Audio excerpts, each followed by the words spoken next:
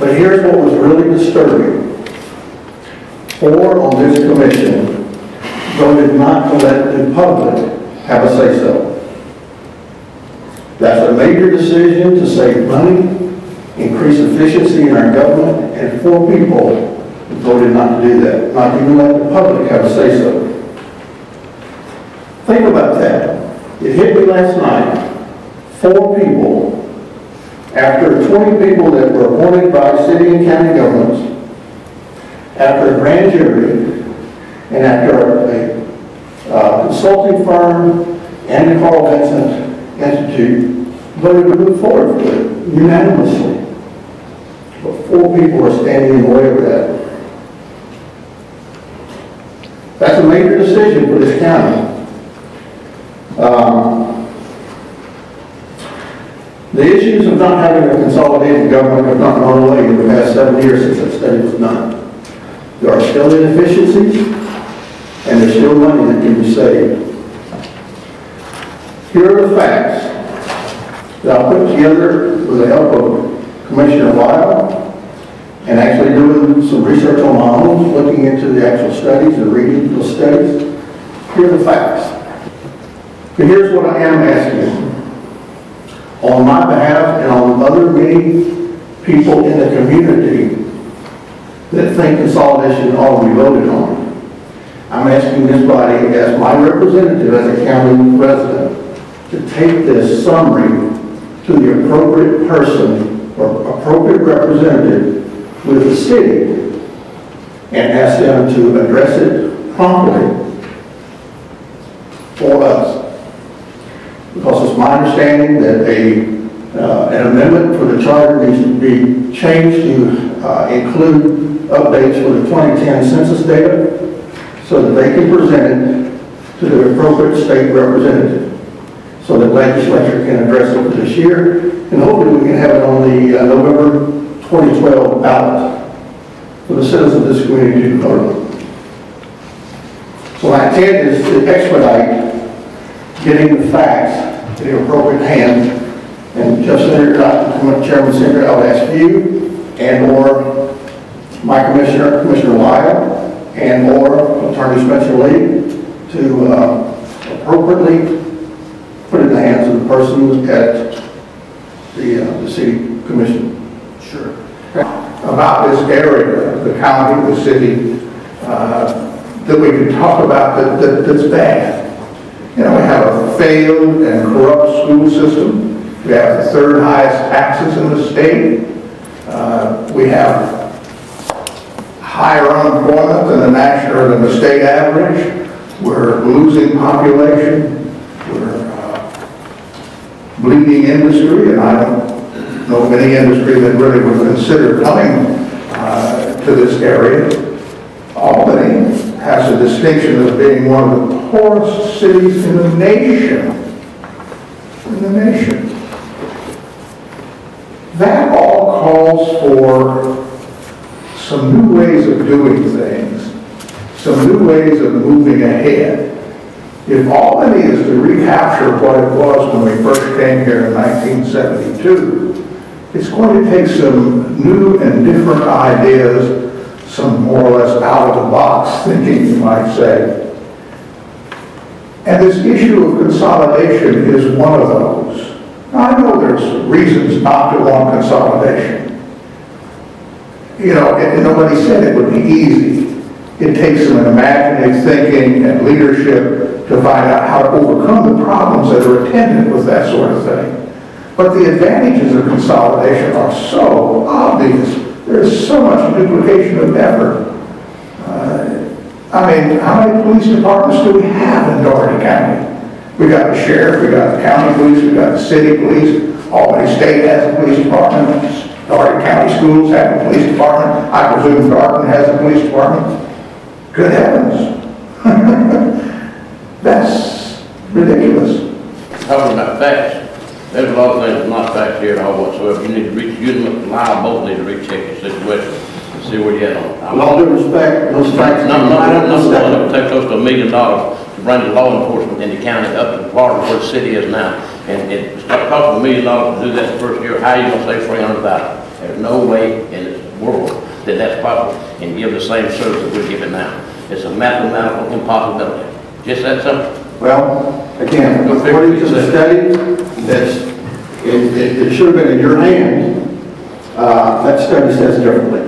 Well, the study's wrong. I know. Okay, the fact. what you're saying is those 20 people that did the study and the consulting firm that did the study, all of their expertise and all of their research is wrong. No, yours is right, sir.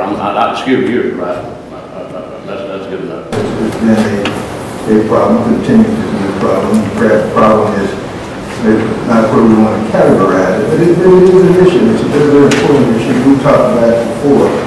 That is that we do have some unnecessary division that gets in the way about moving the community forward. I'm a proponent of consolidation. I think that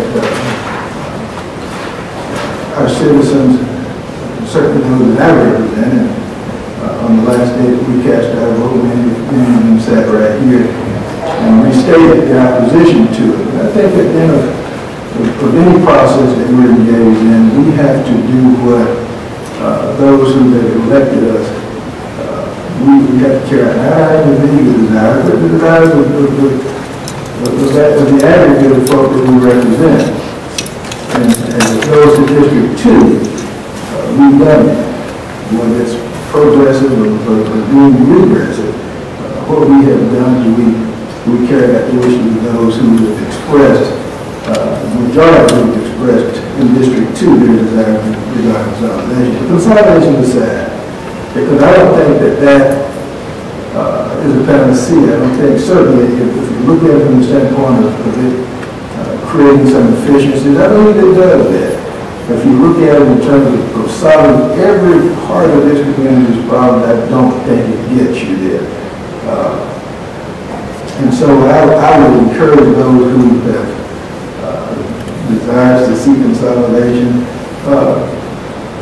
look at consolidating us around some of the other problems that we've got. Unified governments don't necessarily solve your pervasive crime problem. Then get rid of teen pregnancy. Then deal with a whole host of other issues that we've got, socially and otherwise. But what we can do, what we do have the opportunity to do, we care about the community, is to begin to kind of break down the other barriers. The one that the pastor talked about. Because we haven't done that.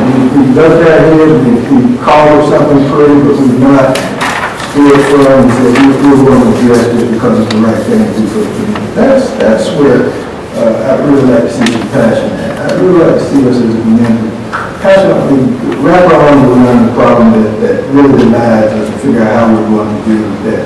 Because the unified government, again, whether or not you for it or against it, doesn't solve those problems. Those problems don't go away. And this community's problems are really not so when it does get unemployment or almost 4% poverty. It's not 10. Those things are byproducts of the larger problem. That larger problem that we don't have enough people on either side of town who are willing to come together, despite their differences, despite our differences, to attack the problem.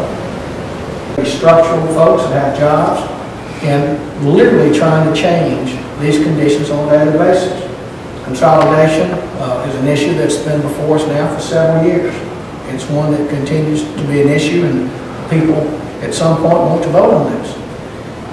It's critically important, though, that we understand that doing our part and helping other citizens know what they can do, and also encouraging those that are doing things every day to make a difference, are appreciated. We have good folks in this community, and the majority of folks in this community, when I say majority, that's more than 90% in my thought process, want the exact same thing. They want good schools, safe streets.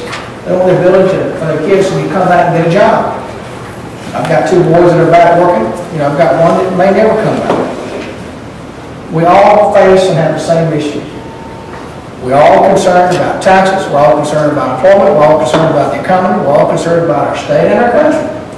This thing, it starts with the big picture and comes down to the little picture and the little picture back up. So I think to understand all of the issues and know that we can't continue to just say, hey, we're divided.